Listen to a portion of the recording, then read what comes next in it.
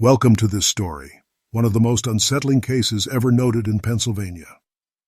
Before we dive in, share in the comments where you're tuning in from and the exact time you started listening. It's always interesting to see the different places and hours of the day or night where these stories reach. The year was 1885. A heavy fog rolled through the valley near the Schuylkill River, where the old asylum stood, its stone walls damp with decades of rain and secrets.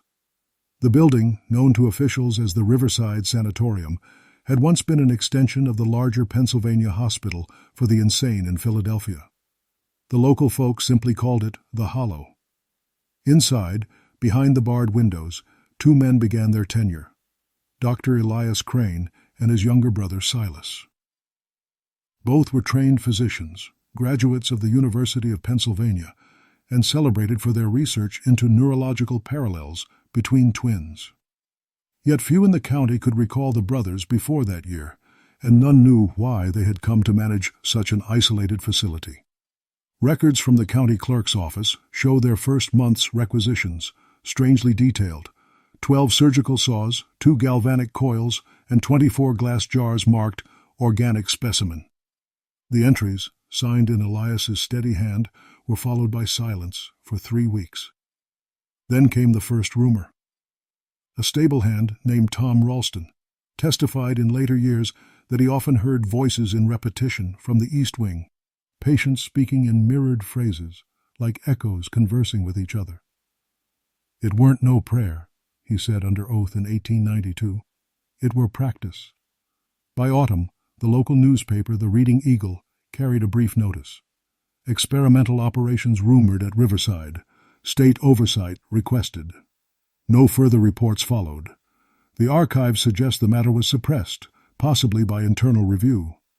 Still, townspeople began to avoid the wooded path leading to the sanatorium, claiming to hear what one called the twin chant, a sound like a single voice divided in two. Officially, both Crane brothers worked under the directive of psychophysiological restoration, a term borrowed from the writings of Dr. Thomas Kirkbride, superintendent of the Pennsylvania Hospital for the Insane. Kirkbride's methods, focusing on calm surroundings and moral treatment, were progressive for the age. But what Elias and Silas attempted at Riverside was a darker interpretation. By early winter, a clerk from Harrisburg named Martha Kell visited for inspection and noted in her travel diary that half the patients are unseen, the rest unusually quiet. Her last entry before returning home simply read, "2 physicians, 1 mind."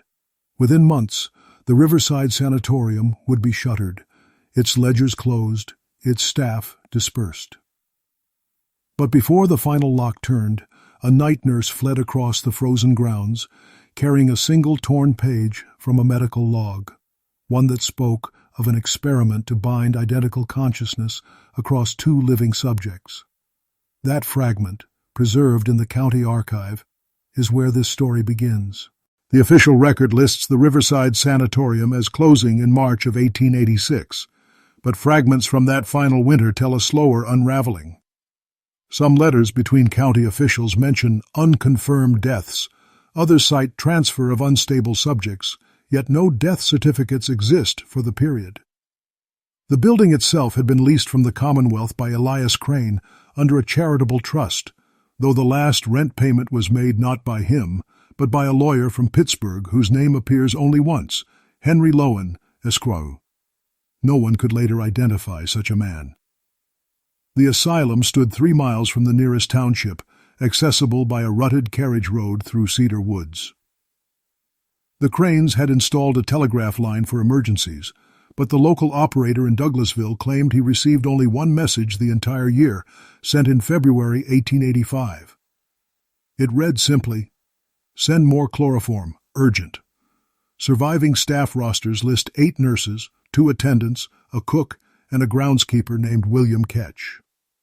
But after the facility closed, only Ketch's signature appears again, in a deposition dated 1894, when he was found living in a poorhouse in Lancaster County. His statement, recorded by a state inspector, describes his final weeks at Riverside. The doctors kept to the East Wing. They said the patients were quieter there. The walls were thick, like a vault. I brought food twice a day, but never saw the same faces twice. I thought they rotated, but perhaps not. The same deposition includes a small note scribbled by the interviewer. Witness trembles when speaking of the brothers, seems frightened of the word echo. Among the few surviving artifacts from the asylum is a photograph, faded and partially burned, showing what appears to be a row of medical tables in a tiled corridor. The exposure is long, and two of the figures at the end of the hallway seem almost duplicated, as if caught moving during the plate capture. Some historians have claimed this could be an early example of double exposure, but the timing fits too neatly with the Crane's experiments in mirrored cognition. It was around this time that correspondence between Elias Crane and a physician at the Pennsylvania Hospital for the Insane ceased. The last reply from Philadelphia, dated October 1885, reads in formal hand, "Your theories on hemispheric unity are of interest, but your methods raise serious concern under existing moral and legal standards." After that, no further letters were found in the archives of either institution. By early December, the town of Reading reported a missing person, a draper's apprentice named Louis Deems, who had last been seen delivering linens to Riverside. Asylum accounts confirm the delivery, signed by Silas Crane, yet Deems's family never recovered his body. Neither brother was charged. The matter was labeled a clerical confusion. In 1887, when investigators reopened the case briefly, they found that both Cranes had vanished from Pennsylvania altogether. Some said they were last seen heading toward the industrial outskirts of Wilmington. Others whispered they had crossed north into New York State under assumed names. Only one note, unsigned but written in Elias's distinct hand, was left in the asylum's records drawer: echo achieved. By the spring thaw of 1886, what remained of Riverside Sanatorium had already begun to rot. The upper windows were shattered by storm winds. Ivy crept into the hallways, and county deputies who came to seize state property found surgical implements scattered across the east wing. Some were etched with initials, others marked with patient numbers no one could match to existing files. The ledgers stopped abruptly after entry, Patient 17B. Those who tried to decipher the handwriting noted that two different hands had alternated entries, one sharp and clinical, the other erratic, slanting downward as if written in distress. A local priest, Father Rourke, was among the few who agreed to step inside after the closure. He was later interviewed by the Reading Daily Times, and his brief statement remains one of the most chilling. "It was quiet, too quiet. You could hear your own breathing against the tile walls. Then I heard something like a reply to it, softer, from nowhere." The reporter described him as visibly shaken. The Pennsylvania Hospital for the Insane, now managing public relations fallout from earlier reports of experimental abuses, refused to comment on any connection, though one internal memo archived in 1901 makes passing mention of the Crane's unapproved study in mirrored neurology. That memo, later cited by historians studying the Kirkbride model, is the second and last documented reference to the brothers in official records. Local recollections filled the silence. A farmhand named Rebecca Coyle, who lived less than a mile from the sanatorium, told neighbors that she often saw a lamp moving at night, always two flames at once, side by side. Another resident claimed that on certain cold mornings, the river mist would drift inland, carrying a low hum that lingered until sunrise. Such tales were dismissed as superstition, yet a surviving entry in the Douglasville Constable Lee's log mentions a patrol dispatched to investigate singing from the vacant asylum grounds. No report followed, but the deputy never returned to duty. In 1888, a physician named Dr. Harold Lentz reopened the East Wing under a short-term lease to establish a convalescent home. He lasted less than 2 months. His final letter to the state board described strange phenomena: doors closing despite no wind, faint reflections of people in empty mirrors, and a lingering odor, like ozone after a storm. Lentz later relocated to Ohio and refused further interviews. One of his orderlies, however, gave a sworn account decades later, stating that the doctor once confided to him, "I think they succeeded, at least once. The proof is in the walls." By 1890, the asylum's main structure was condemned. The roof collapsed that winter, and only the central foundation remained accessible. Townsfolk avoided it entirely.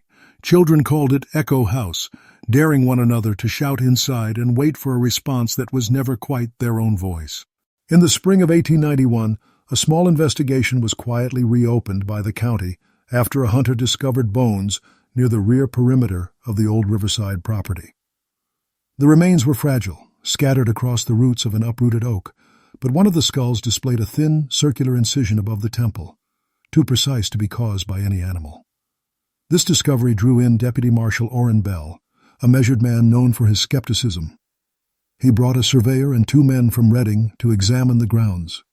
Their initial report described at least 6 disturbed plots of earth within 20 yards of the eastern wall. Bell's notes survive in part of his field diary, now held at the Berks County Historical Society. Tools rusted beyond use, metal frames aligned like beds, tubes leading into the soil, filled with ash. He requested state funds for exhumation, but was denied pending proof of criminal activity. A single week later, Bell resigned without explanation. Some say he fell ill after the visit, others that he simply refused to speak further about what he saw. The press heard nothing of it until a janitor from the county building leaked fragments of the report to the Harrisburg Patriot, which ran a small piece titled "Odd Discoveries at Closed Asylum." It drew little public interest amid larger scandals of the time, railway disputes, mine collapses, and the death of Dr. Kirkbride himself the previous decade. Yet to those who studied the case later, Kirkbride's passing marked a symbolic end to the era of so-called moral treatment and the beginning of what the Cranes practiced: experimentation for proof of soul. A letter found in Elias Crane's trunk years afterward contained a haunting phrase: "The mind must find its twin or be forever incomplete." The origin of the trunk remains uncertain. It was catalogued anonymously among estate donations in 1903. Inside were fragments of chorus, pendants, surgical sketches, and a small glass slide labeled Specimen L. Deems. The handwriting matched that of the missing apprentice from Reading. Newspapers never linked the discovery to the earlier disappearance, but among asylum researchers, the name became a grim shorthand for unethical medical study: the Deems slide. The few who examined it under microscope noted what looked like parallel traces of neural tissue, as though 2 samples had been fused side by side. One report by Dr. Edwin Marlowe in 1907 described it cautiously: a suggestive example of early electrical interference within biological structure, perhaps an experiment in dual nerve continuity. But Marlowe admitted in private notes he doubted any sane motive behind such work. By this point, the building was long deserted, the roof sunken, its foundations swallowed by vines. Still, hikers along the Schuylkill claimed to hear faint clinks of metal when the wind shifted, like surgical tools brushed against one another deep within the ruins.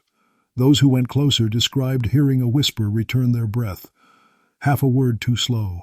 By late 1891, the Riverside property had become a site of reluctant curiosity. Local students from Reading College ventured there to collect specimens of fungi and moss, but returned with more than they expected. A surviving letter from one of them, Charles Dorr, dated November 10th, describes his experience. "We entered through a breach in the western wall. The smell was medicinal and stale, as if time itself had gone to rot. In a chamber below ground we found shelves of preserved organs, each in a jar of yellowing fluid. The labels bore initials, some repeated twice upon the same line. The students brought a few jars to town before the constable confiscated them. They were stored briefly in the county hall before disappearing entirely the following month. No official record of their destruction exists, but a clerk's note from 1892 mentions a misplaced biological material unsafe for preservation. Rumors spread quickly. Parents forbade their children to approach the grounds, and even the most skeptical townsmen began to admit the air around the asylum seemed unnaturally heavy. On certain nights, when mist rose from the river It was said that faint lantern light flickered from beneath the ruins. As the story spread, the state ordered a secondary inspection led by Dr. August Wilmer, a physician associated with the Pennsylvania Hospital for the Insane. Wilmer's team recovered fragments of glass slides, several handwritten pages of experimental notes, and a single leather-bound register listing subjects identified only by initials. His report, filed confidentially in Harrisburg, survives in partial transcription. It records repeated references to something called Procedure EC, which he interpreted as Elias convergence, presumably shorthand for the senior Crane's own experiment. Wilmer's summary reads, "All remaining evidence suggests duplication of sensory memory between paired subgene. Exus achieved by controlled trauma to corresponding cerebral regions. The method is unethical by any known standard." After his visit, Wilmer suffered what his family described as a nervous condition and retired within the year. Anecdotes from his colleagues tell that he would refuse to speak near mirrors, covering them with cloth whenever possible. One physician, Dr. Hartnell, wrote privately that Wilmer believed he had seen the same patient twice, each with mirrored scars. These accounts remained hidden until decades later, when the hospital's archive was declassified. Scholars reviewing the files noted that Wilmer's notes referenced the Pennsylvania Hospital for the Insane multiple times, tracing the Crane's methods back to its early neurological wing, a grim reflection on how progressive ideals could be twisted under isolation. The Riverside ruins, meanwhile, continued to draw intruders. 2 young men from Douglasville vanished in the spring of 1893 after bragging of spending the night there. Their families reported finding their lanterns on the path, still burning, but no trace of them was ever discovered. County maps from the time marked the site simply as Condemned Property Number 7, though locals gave it a different name, the House of Echoes. By 1894, the House of Echoes had become a blight on county reputation. The Board of Health ordered the ruins sealed, and its underground passage collapsed. Yet before this could be carried out, a series of statements emerged from surviving attendants of the original asylum. One of them, Margaret Sloan, was discovered living in York under a false surname. She agreed to a brief interview with a newspaper correspondent named Julian Reeve, whose serialized account, though sensationalized, contained details later confirmed by archival comparison. According to Sloan, the brothers conducted nightly sessions in the East Wing laboratory, attended only by 2 orderlies, a clerk, and 1 patient at a time. She described Silas as quiet, barely more than a shadow following his brother, and Elias as possessing a conviction that bordered on divine obsession. Her testimony claimed that by late 1885, the brothers had begun selecting subjects in pairs, patients with similar physical traits, particularly those suffering auditory hallucinations. They would place the patients in adjoining rooms, connected by copper wires fitted to cranial devices powered by a hand-cranked dynamo. Sloane's recollection of the first test was haunting. They screamed the same word at the same instant, but neither could have heard the other. She fled the institution 2 nights later, but was found wandering the river road in shock. Though her affidavit was filed in 1894, it carried no legal weight because both brothers were presumed dead, last traced to an unregistered freight departing Philadelphia harbor. Sloane's mention of the machine intrigued a state inspector who authorized a final excavation before the property's demolition. The dig uncovered fragments of wiring embedded in the basement floor and a circular steel frame with adjustable clamps, consistent with late 19th century medical restraint design. Photographs taken by the inspector, stored for decades, later appeared in a university lecture on unethical experiments in early American psychiatry. Students noted the uncanny symmetry of the clamps, 2 sets positioned opposite each other, each bearing engraved initials EC and SC. The Pennsylvania Hospital for the Insane was again drawn into public scrutiny when historians compared these findings with notes preserved from Dr. Kirkbride's tenure. His early theories of dual brain balance, later disproven, had inspired fringe interpretations among medical reformers, including perhaps the Cranes themselves. As the connection gained traction in academic circles, Riverside's story resurfaced briefly in 1902 when a medical journal published an article titled "Anomalous Studies in Paired Cognition." It made veiled reference to an unlicensed facility near the Schuylkill, but offered no names. The writer hinted that some of the asylum's apparatus had been recovered and repurposed by later researchers. The article closed with an unsettling line: "Certain frequencies cannot be unlearned once heard." After its publication, 3 of the journal's contributors resigned without explanation. That same year, a fire consumed the old county archive building where many of the Riverside documents had been stored. Officially, it was deemed accidental, though eyewitnesses claimed the blaze began in a locked cabinet in the sub-basement labeled "medical evidence." From that night forward, the case was considered closed by the state, though the whispers never stopped. By the turn of the century, the story of the Crane brothers had shifted from a matter of record to the language of rumor. Local children no longer knew the names but spoke of the twin doctors who could make voices swap bodies. Some adults swore they had known a relative who worked at Riverside before its closure, yet each retelling differed in key detail, one claiming there were 3 brothers, another that one survived and continued his work in secret cellars beneath Philadelphia. The destruction of the county archive ensured no formal correction would ever come. In the town of Reading, an old groundskeeper named Samuel Keene began telling stories to travelers at the rail depot. He had worked briefly as a messenger for the asylum and said he once delivered a package from the Pennsylvania Hospital for the Insane to Dr. Elias Crane himself. The parcel contained medical mirrors, flat circular plates designed to measure pupil response. Keene remembered seeing the reflection of 2 faces in one plate where only his should have been recorded. He told this tale often enough that newspapers began to mock him, printing short filler columns titled "Echoes of Echo House." Still, visitors came to ask where the ruins lay, and a small trade developed in selling supposed relics from the site: bent scalpels, burnt glass, anything faintly medical. The region's folklore thickened through the 1900s. A field worker for the Pennsylvania Folklore Society, named Abigail Finch, compiled several testimonies between 1905 and 1909 describing encounters near the Schuylkill River bend. One farmer recounted hearing low chanting from the woods. It weren't words, more like one man talking to himself from 2 throats. Another witness claimed to have found shoe prints paired heel to toe, as if one man had followed his own steps backward. Finch's collected notes, rediscovered decades later, remarked that many informants used FIR, ACEs resembling clinical terminology despite being uneducated locals, transference, nerves, balance of halves. She concluded that the asylum's legacy had embedded itself in regional language, half myth, half inherited trauma.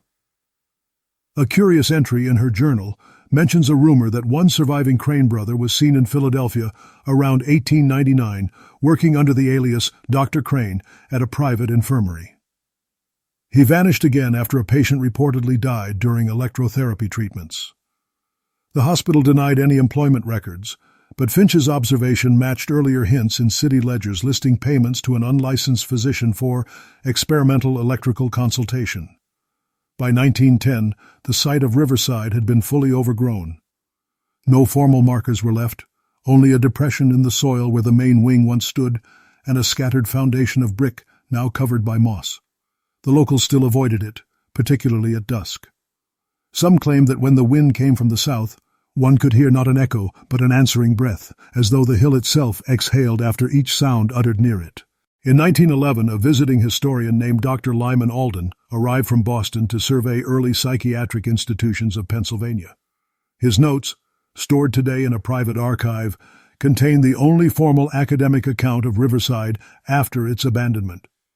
Alden described the area as a grave of unacknowledged research, and though he found little physical evidence remaining, his interviews with surviving locals painted a portrait of dread that felt centuries older than the building itself. He hired 2 guides from Douglasville to help him reach the site, but according to his field journal, They refused to stay once the path turned into the cedar grove. Both men halted at the bend, he wrote, and one whispered, "This is where it answers." Alden spent 3 nights camped near the ruins. His report mentions no supernatural occurrence, yet his language suggests he was unsettled.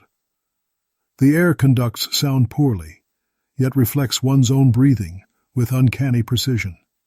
He recorded faint mechanical debris among the stones, twisted iron resembling a restraint frame, and lengths of degraded copper wire still embedded in soil samples.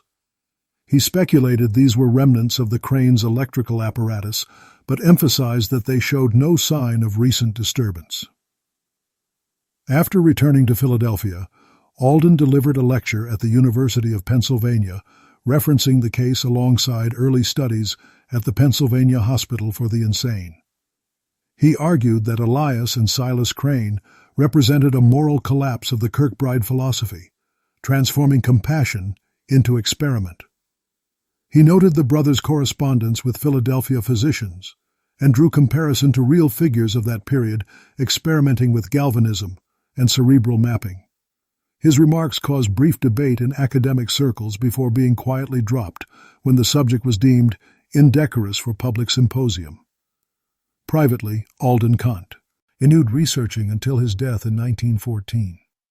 His last entry, dated May 2nd, reads, "Two minds divided may yet find each other in the dark." Among his possessions was found a small mirror backed with metal of unusual density. In faint pencil across its rim, he had written the word echo. Contemporary archivists, examining Alden's notes, discovered marginal references to a voice in the fog speaking my own questions ahead of me. Some dismissed this as fatigue-induced hallucination. Others pointed to the atmospheric properties of the Schuylkill lowlands, where mist and terrain can reflect sound in disorienting ways.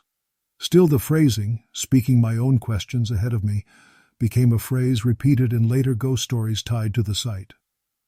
From 1915 onward, travelers passing the area claimed to hear not voices, but brief phrases that anticipated their own speech, as though the silence rehearsed conversation in advance.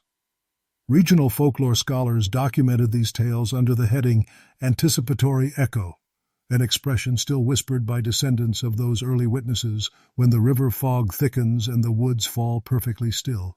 By 1916, the legend of the anticipatory echo had begun to attract attention beyond Pennsylvania. A traveling lecturer on psychic phenomena, Professor Nathaniel Brome visited the region claiming he could document the sound scientifically. He carried with him a phonograph cylinder recorder and a small electrical coil intended to amplify faint vibrations. Brome camped near the riverbank close to the site of the former asylum and left his equipment running overnight. His report, printed in a short pamphlet the following year, described a curious distortion. The playback repeated my own words half a second before I spoke them, an impossible reversal of cause. Most critics called it coincidence or misaligned cylinders, but the recording itself, now lost, was reportedly examined by engineers at the University of Pittsburgh, who noted an unexplained double impression. The event reignited public interest in the Crane's experiments, especially among amateur researchers fascinated by the intersection of medicine and the supernatural. Newspapers reprinted fragments of Dr. Lyman Alden's notes, linking his eerie phrase, "speaking my own questions ahead of me," to Brome's alleged discovery. The Pennsylvania Hospital for the Insane was mentioned again in editorials as the cradle of both legitimate and misguided study. One editorial from the Philadelphia Inquirer observed, "From Kirkbride's moral treatment to Crane's mirrored horrors, there lies the perilous distance between therapy and tampering with the unseen." By the close of that decade, few locals dared to approach the ruins, except on dares. Young couples told of hearing faint breathing when standing too close to the collapsed entrance, while others described catching glimpses of a figure at the tree line, a man in an old physician's coat watching silently before fading into fog. In 1920, a forestry crew clearing land nearby discovered a rusted surgical lamp, Alf buried in mud. Its base still bore the initials EC. Believing it of historical interest, The foreman turned it over to the county museum, where it remained on display for 10 years before being removed after complaints that it disturbed the atmosphere of the exhibit. One attendant claimed the reflection of visitors in the glass dome sometimes appeared duplicated. Between 1921 and 1923, several letters appeared in regional journals written by physicians interested in early neurology. Each briefly referenced unverified claims of psychic resonance experiments performed near Reading in the 1880s. Among them was Dr. Silas Northam, who noted parallels between the Crane's theories and recent European research into hemispheric communication. He concluded, perhaps unknowingly echoing Elias Crane's own words, that the mind seeks completion in its reflection. Though the letter was purely academic, it stirred local gossip once again about whether one of the brothers had survived and resurfaced under a new identity. The rumor persisted that Silas Crane never left Pennsylvania but changed his name, working quietly in asylum reform committees during the early 1900s. No record ever proved it, yet a few unsigned reports in the state's medical archives bear handwriting remarkably similar to the younger Crane's known samples, as though some echo of him remained, writing from the shadows of his own ruin. By 1925, a renewed interest in forgotten medical institutions brought a team of archivists from Harrisburg to catalog remaining records from the Riverside district. The project was led by Dr. Miriam Ashcroft, a historian specializing in early American psychiatry. She located several crates marked RS 1986 in the sub-basement of the State Library, each containing brittle documents salvaged from the burned county archive. Ashcroft's notes describe the contents as disordered, partially fused by water and soot. Among them she found fragments of a ledger in Elias Crane's handwriting, including detailed anatomical sketches annotated with the phrase, "Mirror Junction Complete." One page bore faint pencil additions in a different hand, presumed to be Silas. Reading simply, he answered. Ashcroft's attempts to publish her findings met institutional resistance. The board insisted her interpretation verged on speculation and discouraged public release. Still, photographs of the recovered documents circulated privately among academics studying the moral decline of post-Kirkbride asylums. A parallel investigation emerged when a museum curator in Philadelphia recognized the initials EC engraved on the rusted surgical lamp found by the forestry crew earlier in the decade. He compared them to those on a small collection of 1880s medical equipment held at the Pennsylvania Hospital for the Insane's archive. One pair of surgical clamps matched exactly, down to a distinctive notch at the joint connecting screw. The discovery suggested the Cranes had once requisitioned official supplies from the hospital before conducting their off-site experiments. This revelation, though never formally announced, was whispered among medical historians as the proof long missing from the case of the Brothers of Medicine. Ashcroft corresponded privately with the curator, noting that the clamp and lamp together formed a symmetry. Calcet, two halves of one design, mirroring each other in structure. She remarked in her final letter, "They were never trying to heal, they were trying to unify." Shortly after sending that letter, she withdrew from the project and resigned from the State Historical Office. No explanation was recorded, but colleagues reported she began covering mirrors in her study and refused to sleep with the lights off. In 1927, the recovered artifacts were sealed in storage under the classification Restricted Potentially Sensitive Materials. To this day, those boxes remain listed but unviewed, held in temperature-controlled vaults with no accompanying catalog descriptions. A rumor persists that one box emits a faint ticking sound when handled, a mechanical pulse that ceases as soon as it's recorded. The last inventory note in the state ledger includes a curious addition beside Ashcroft's signature. Specimen accounted for, twin incomplete. Beyond that entry, the page is blank, as if the record itself hesitated to continue. As decades turned, the story of Riverside settled again into silence. Yet among archivists and late-night researchers, there lingered the sense that something of the brothers' work, an impulse or frequency, had survived the ruin, waiting patiently beneath the dust of sealed paper and unspoken names. After the First World War ended, new interest in psychological trauma brought scholars back to forgotten medical cases, and Riverside quietly re-entered conversation. In 1930, a state-funded survey on early neurology cited the cranes only in a footnote, but reignited curiosity among archivists who knew Ashcroft's sealed materials remained untouched. One of them, Edwin Paul, a junior assistant then in his 20s, petitioned to review the restricted boxes. His request was denied 3 times, but in 1932 he gained temporary clearance during a records reorganization project.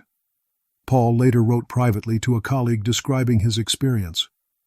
"The papers are faded, yet organized by a logic I cannot follow. There are identical drawings signed by both brothers, but mirrored perfectly, as though one traced the other backward through glass."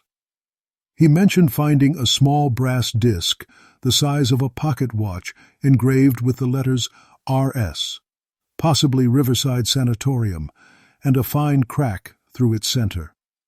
Paul claimed that when he placed it near the desk lamp, the metal produced a faint resonance, like a held breath vibrating.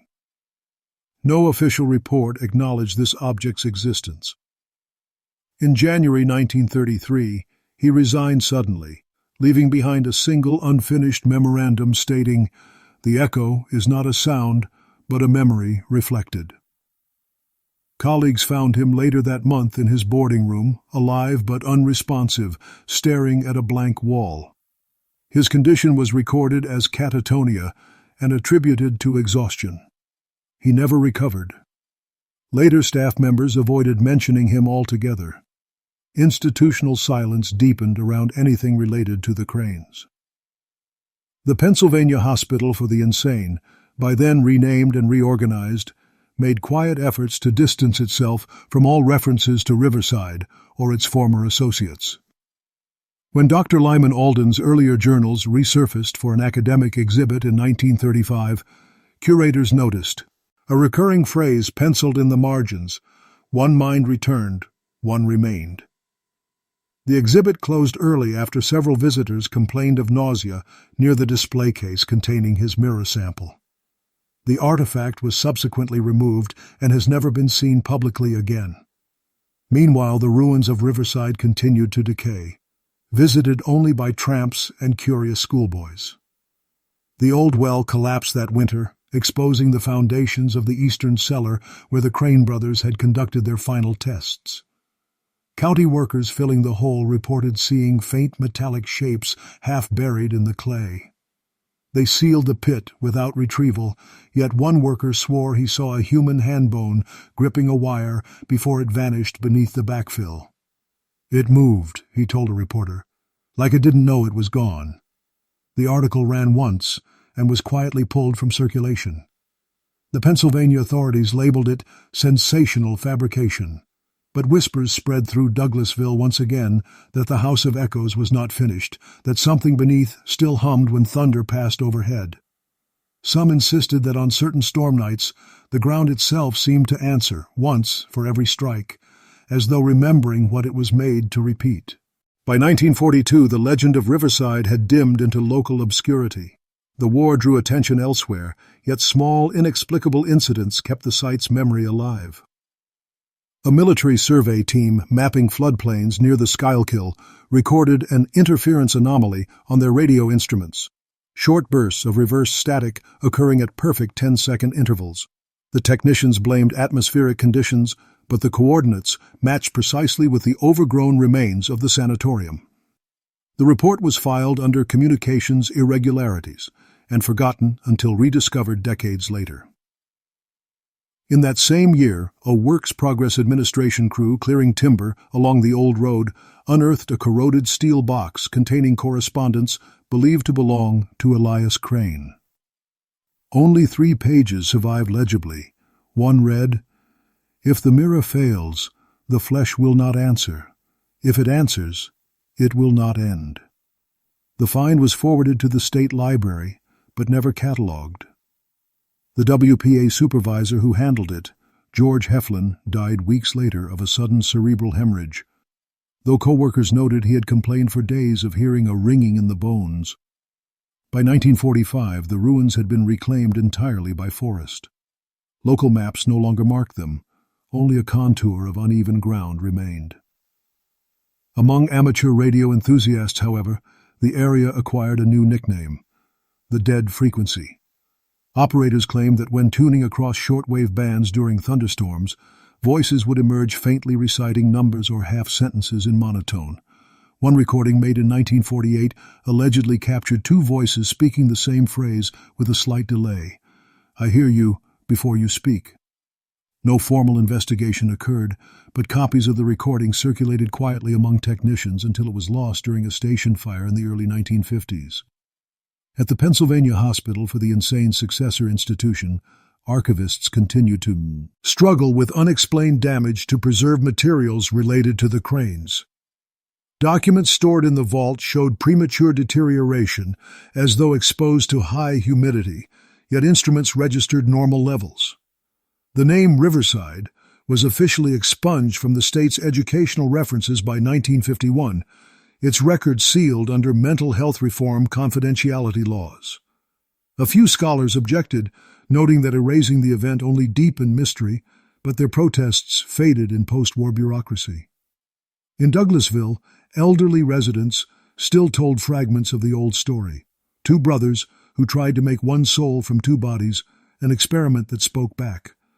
Some claimed the echo remained trapped in the ground, an audible ghost of failed unity.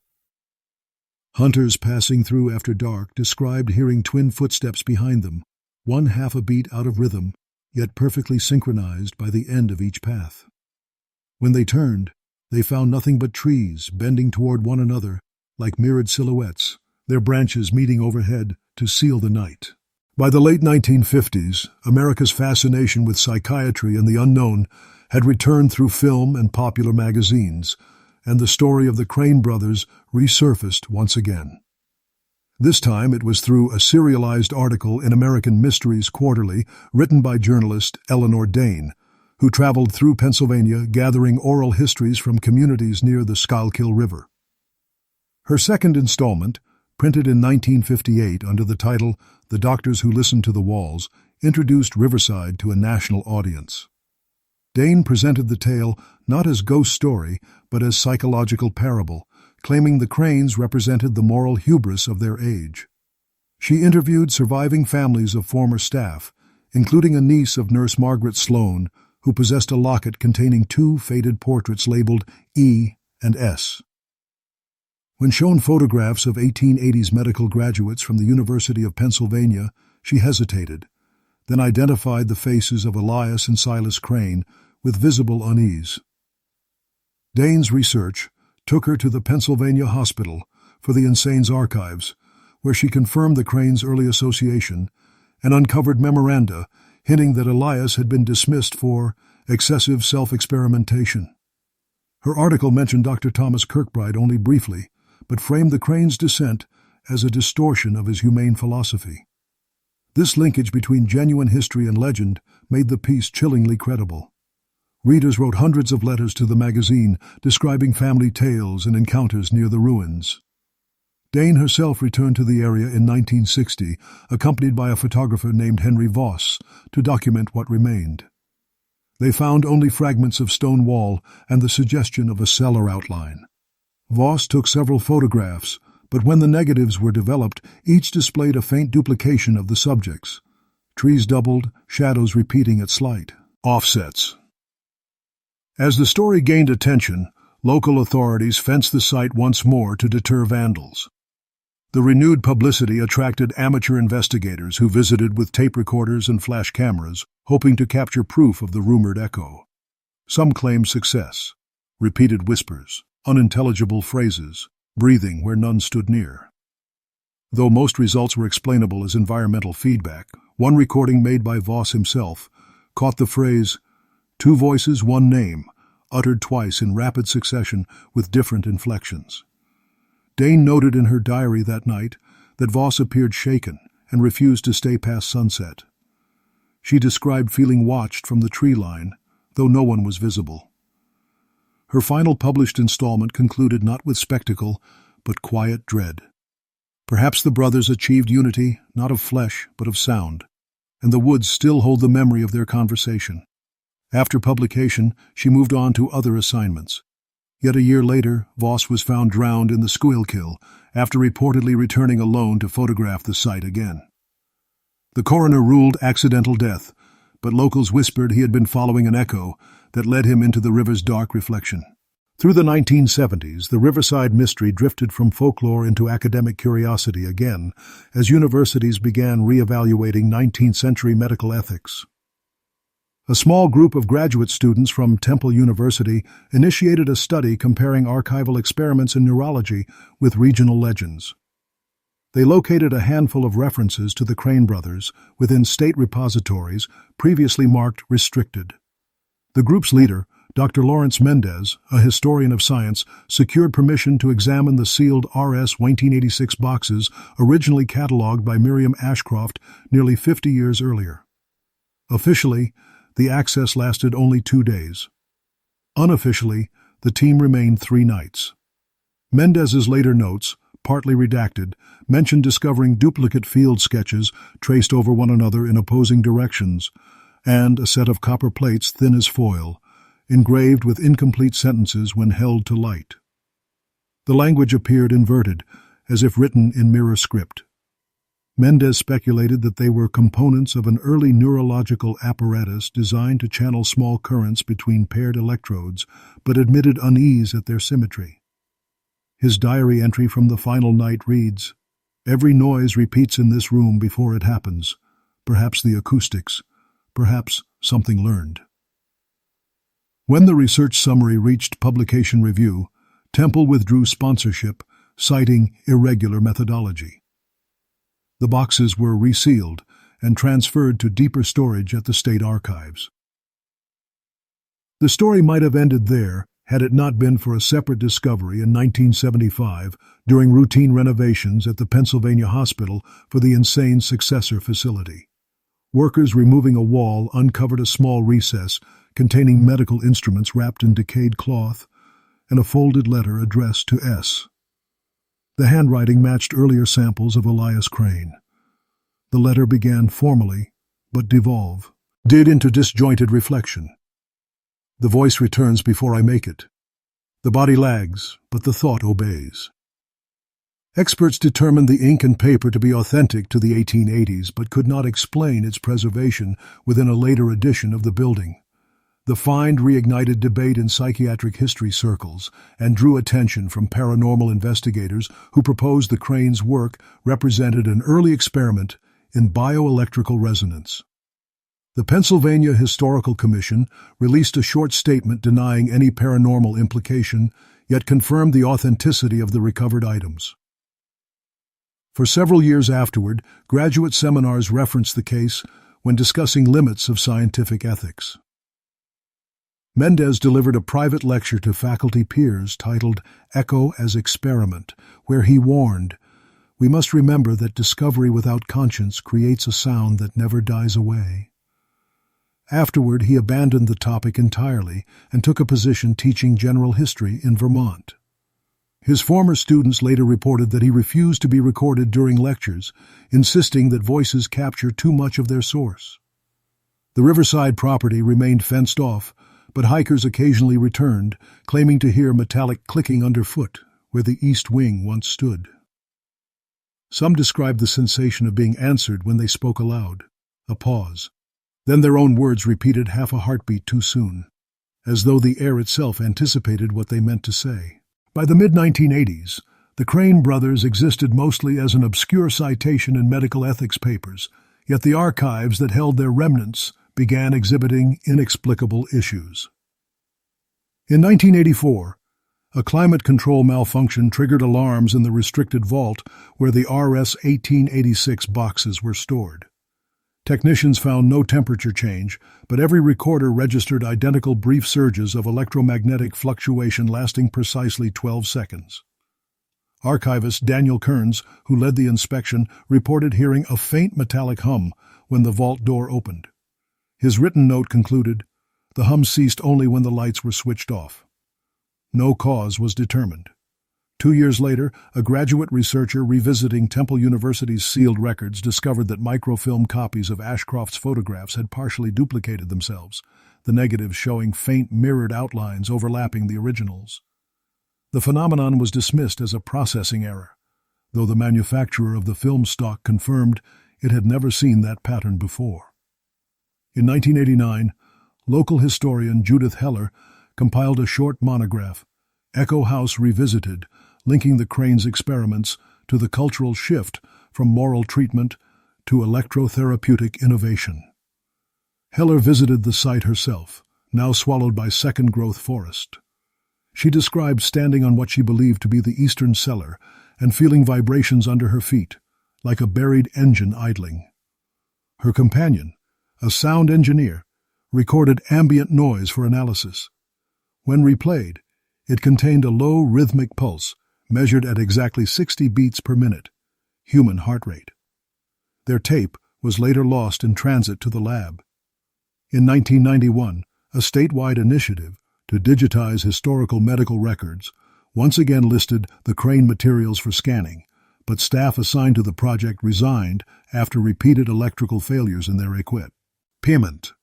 The supervising technician wrote in his final report, "Every time the scanner light passed the page labeled Echo Achieved, the system reset to 0, as if starting over." By the late 1990s, Riverside's legend seeped quietly into early internet folklore. Discussion boards traded fragments of the story alongside grainy photos of the overgrown foundation. Some claimed that sound files shared online contained reverse whispers when played backward, a coincidence likely caused by tape compression, yet enough to reignite superstition. A handful of amateur historians connected the tale back to the Pennsylvania Hospital for the Insane, noting the persistence of the crane name in obscure committee minutes well into the 1890s.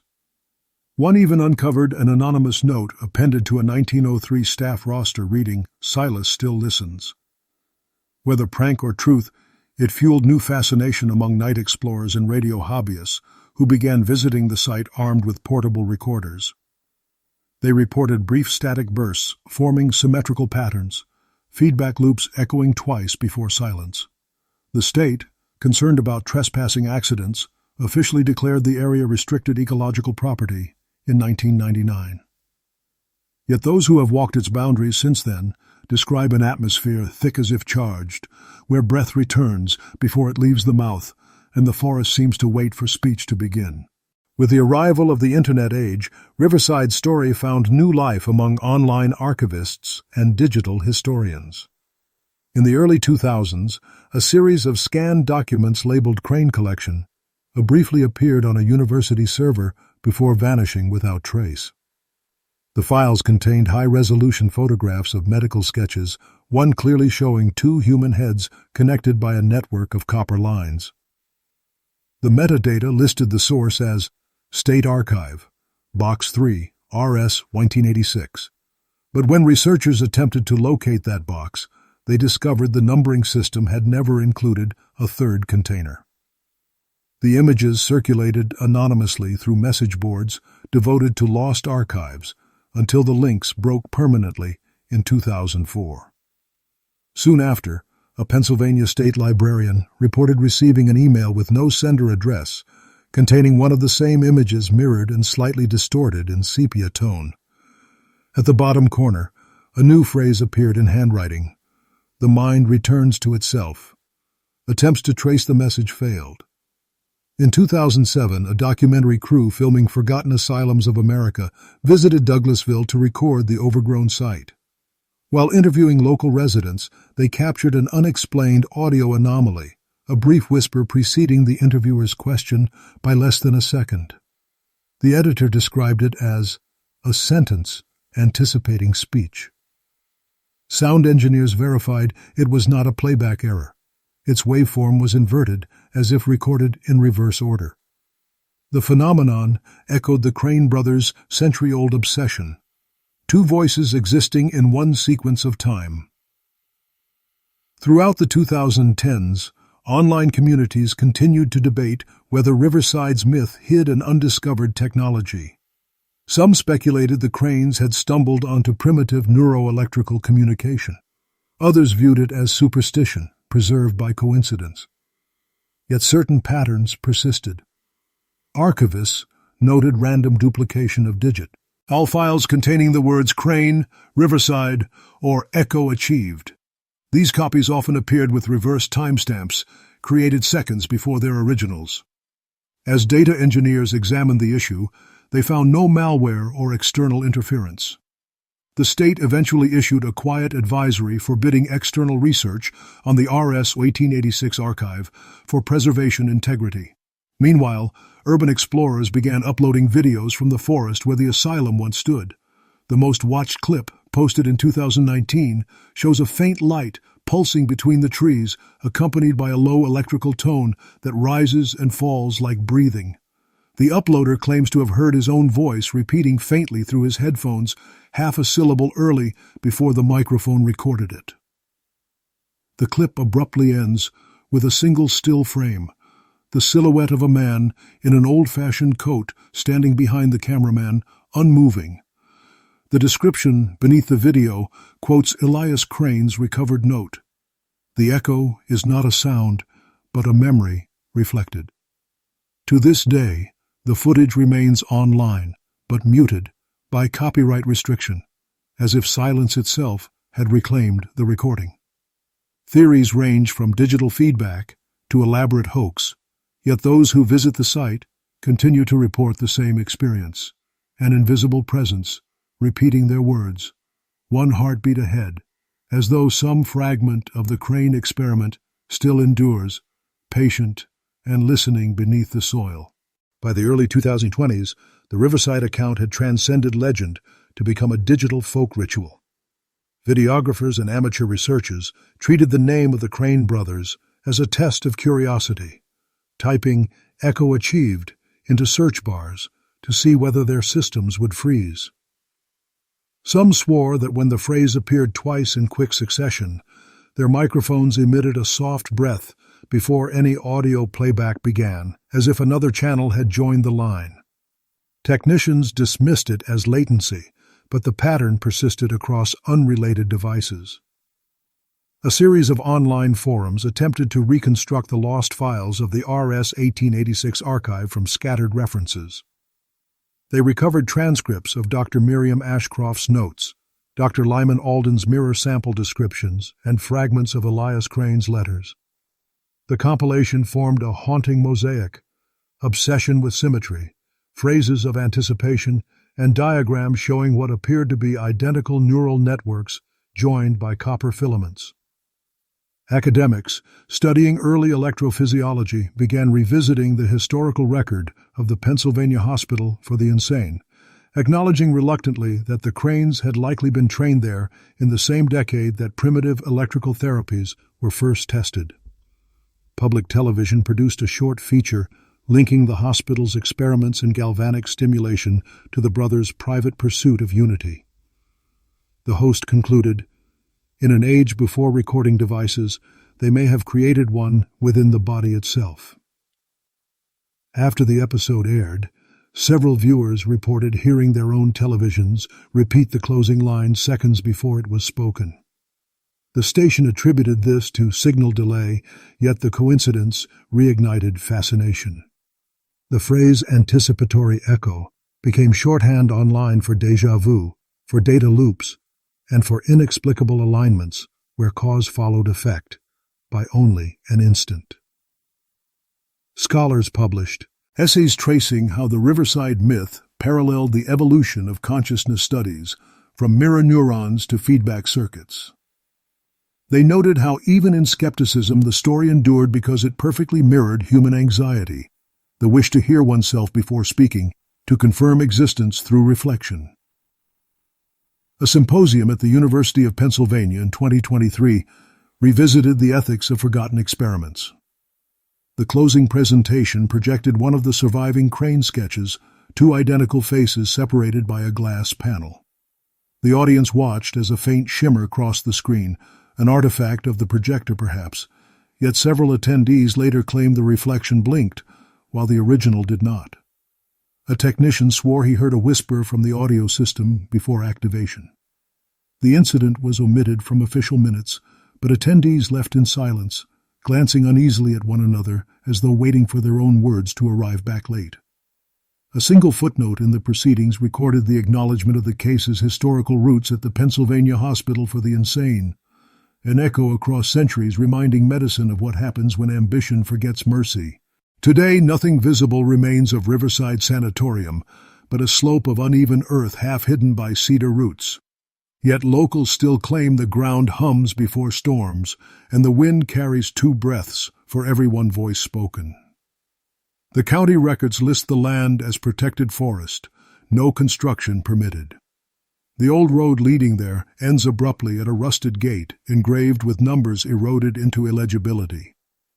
On mist-heavy mornings, the fog pools low, and the branches reflect sound strangely, so that a whisper seems to move sideways before reaching the ear.